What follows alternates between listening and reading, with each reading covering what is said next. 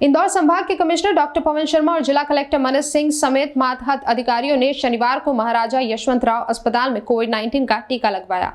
Collector Manish Singh सबसे पहले MY अस्पताल पहुंचे। उन्होंने काउंटर पर पहुंचकर अपना नाम और आधार नंबर दर्ज करवाया।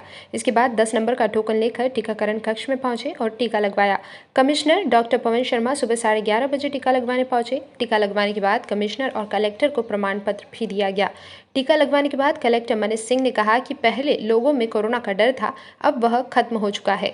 देखिए, शहर ने संयुक्त रूप से इस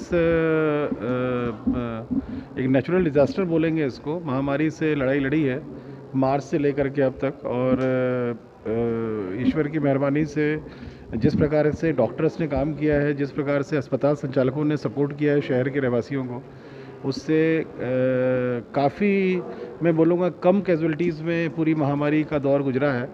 और चूँकि अब वैक्सीन आ गई है, लोगों ने लगवाना शुरू कर दिया है। आज मैंने भी लगवाया है अभी, और कमिश्नर साहब भी अभी लगवा रहे हैं। MD AKVN, CO IDA, SP इस सब आज लगवा रहे हैं हम लोग। और यही अनुरोध करूंगा कि जब भी नंबर आता है लोगों का, इसको ज़रूर लगवाएं और सुरक्षित रहें, क्योंकि ये वायरस है, वायरस सदैव रहेगा पृथ्वी पे।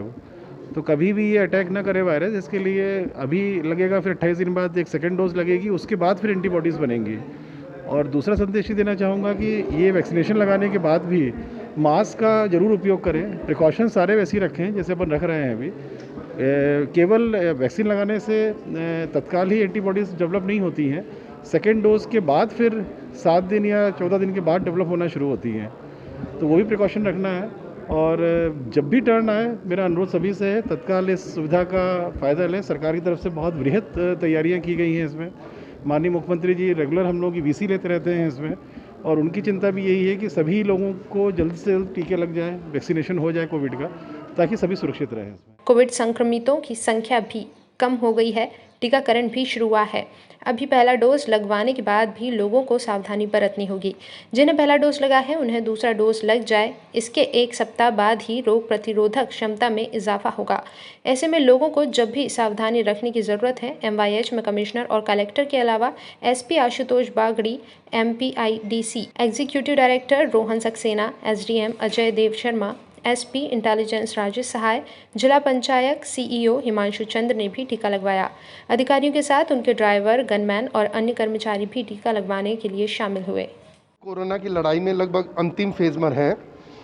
बहुत लोगों में स्वयं एंटीबॉडी डेवलप हुई है। जो हेल्थ वर्कर्स हैं और फ्रंटलाइन वर्कर्स हैं, उनको अभी वैक्सीन लगाई जा रही है। उसके पश्चात अधिक उम्र के लोगों को लगाई जाएगी।